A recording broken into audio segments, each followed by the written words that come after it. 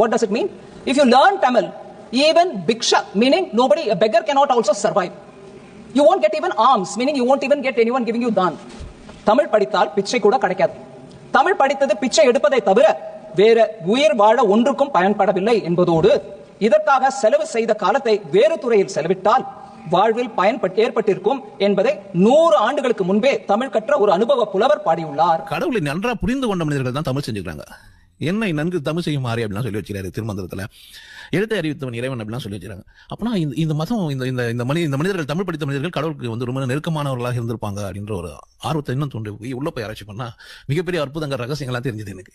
உயிர்லேருந்து எழுந்ததுனால உயிர் எழுத்து. That means கடவுள்லேருந்து எழுந்ததுனால அது கடவுள் எழுத்து. எந்த ஒரு எழுத்தும் சத்தமும் ஒலியும் வெற்றிடத்துல தான் எழும்புது. அந்த சத்தங்களை 7 பிரிச்சிடலாம். நீங்க உயிர் எழுத்து நீங்க பாத்தீங்கன்னா எழுத்தா சொன்னா பண்ண சொல்லுவீங்க, சத்தமா பிரிச்சா எழுதான் இருக்கும். ஆ இ உ ஏ ஐ ஓ ஔ பார்த்தீங்கன்னா எழுதான். இது 8வது ஒரு எழுத்து வர போட்டு வச்சிருப்பான் வித்தியாசமா அக்குன்னு. அது வர ஆயுதம்னு சாஃப்ட்வேர் டூலு தமிழன் கண்டுபிடிச்ச ஒரு சாஃப்ட்வேர் டூல் வந்து அக்கு. ஒரு எழுத்துல ஒரு மொழியை ஒரு எழுத்தை ஆயுதம் அப்படின்னு கருவி அப்படின்னு சொல்லிட்டு போயிடறான்னா அப்போ அவனுக்கு எந்த அளவுக்கு அறிவு இருக்கும் பாருங்களேன். அப்போ அவ்வளோ தெளிவான ஒரு இடத்துல நான் பார்த்துட்டேன்னு எனக்கு ரொம்ப பெருமை. நான் தமிழ்ன்றதுக்காக வேண்டி பெருமைப்படுறேன் நீங்கள் நினச்சி போறீங்க. என் பிறவியில் நான் பல மொழியில் பிறந்துட்டு வந்துருக்கிறேன்.